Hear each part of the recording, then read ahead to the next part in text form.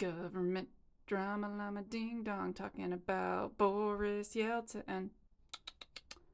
You're going to talk about Russia. You're going to talk about Russia. Uh, do you want to?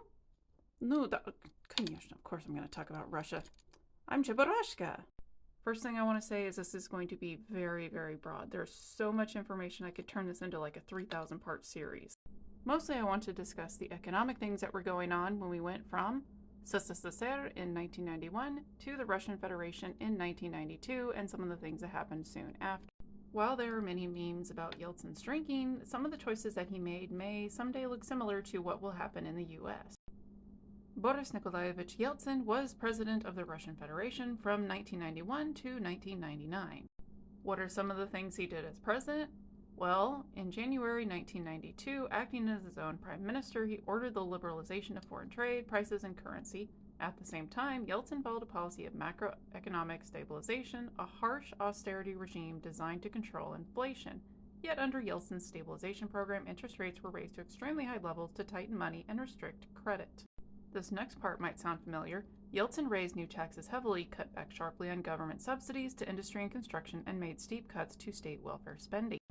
This resulted in a depression, and through the 1990s, Russia's GDP fell by 50%. Vast sectors of the economy were wiped out, inequality and unemployment grew dramatically, whilst incomes fell. Hyperinflation caused by the Central Bank of Russia's loose monetary policy wiped out many people's personal savings, and tens of millions of Russians were plunged into poverty. Some economists argue that in the 1990s, Russia suffered an economic downturn more severe than the United States or Germany had undergone 6 decades earlier in the Great Depression. There was a lot of infighting and polarization within the government as well going on that I've kind of skipped over because I want to get to this next part. Yeltsin announced in a televised address to the nation March 20th, 1993 that he was going to assume certain special powers to implement his program of reforms. In response, the hastily called Ninth Congress of People's Deputies attempted to remove Yeltsin from the presidency through impeachment on March 26, 1993. The assumed special powers thing, something to watch out for in the future. Yeltsin also pushed for privatization of things that were once owned by the state. In late 1992, Yeltsin launched a program of free vouchers as a way to give mass privatization a jumpstart.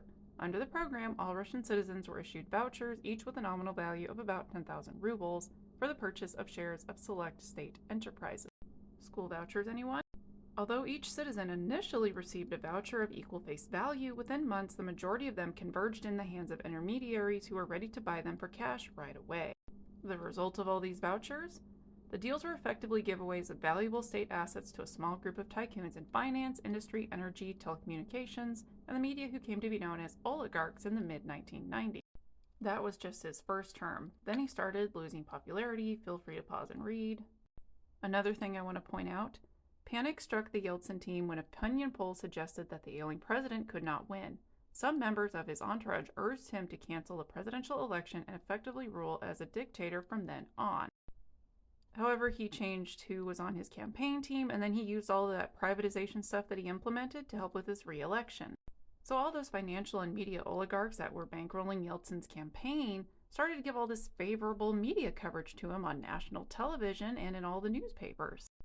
The oligarchs even played up the threat of a civil war if a communist was elected president. Yeltsin also fired multiple people on his staff, and you can read the above blurb to look at other people that were involved at that time. You might want to check out a couple names that are in this blurb as well up there.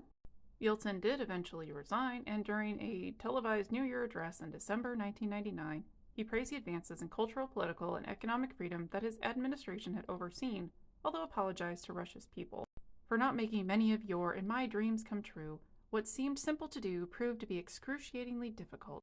The interesting thing I want to point out, by some estimates, his approval ratings when leaving office were as low as 2%. Polling also suggests that a majority of the Russian population were pleased by Yeltsin's resignation.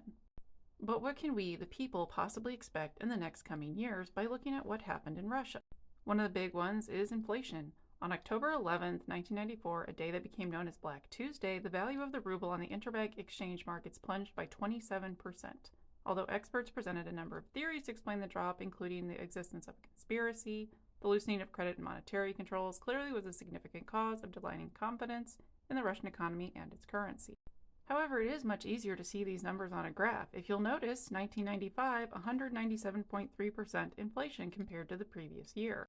And if we look at the years leading up to it, we see that the amount of deficit financed by printing money went up pretty high before 1990.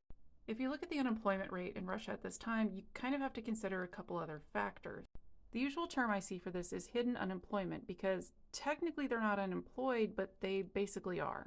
Some of the factors contributing to the hidden unemployment problem arose from the policies of the new government of Boris Yeltsin. If firms made people redundant, they had to pay severance. If staff were paid a salary more than 4 times the minimum wage, then the firm would incur additional taxes. This meant that the firms had an incentive to keep their wage bill low. Some workers were sent on long, unpaid holidays or administrative leave, either with no pay or very low pay. Others were at work but were not paid, and others were asked to go part-time or reduce hours. That is something we should definitely all be very wary of. It is estimated that between 1991 to 1998, at any given time, 1 in 4 of the Russian workforce was on some form of unpaid or low-paid leave. Many Russians took side jobs in the gray economy to bridge the income gap. Those in work but with little to do clocked in but then went off moonlighting, driving a taxi, for example, and then came back to clock off. In the absence of cash due to the collapse in demand, firms also started to pay their employees in kind, giving them the goods that they were producing. Sadly, the value of these goods shrunk to zero as many left the factory to sell the same shoes or tins of paint on every street corner. Obviously, there are some differences between the US and Russia as far as like history and culture and things like that. However, there are some similarities, and if we start seeing the same things pop up, we should prepare.